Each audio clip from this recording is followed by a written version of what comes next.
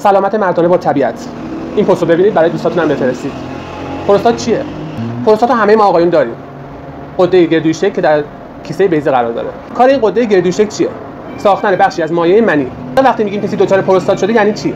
کسی پروستات میگیره که این غده از حالت گردویی بزرگتر شده و به مثانه فشار میاره و سبب ناقص ادرار کردن، سوزش، تکرر و درد در ناحیه زیر شکم میشه. ما اینجا هستیم که از عمل جلوگیری کنیم. درمان پروستات یعنی از بین بردن عفونت، از بین بردن التهاب، از بین بردن علائم هایی که گفتیم و در نهایت کوچک کردن غده پروستات. پروستات رو به همین راحتی درمان. یه نسخه ساده اما فوق العاده درمانی. تخم کدو، روغن کدو. این دوتا در کنار هم معجزه میکنه. تخم کدو رو با پوست آسیاب میکنید، روزی 1 قاشق مصرف میکنید. روغنش رو هر شب بیضه‌هات رو چرب میکنید تا سوزش، تکرر و تکه تکه ادرار کردن رو آهسته کم میکنه. مصرف روزانه 1 لیوان دمنوش گزنه، چای سبز و دارچین سبب میشه اون التهاب و عفونتی که مثانه دچار شده رو از بین میبره و دیگه شبا از خواب بیدارت نمیکنه.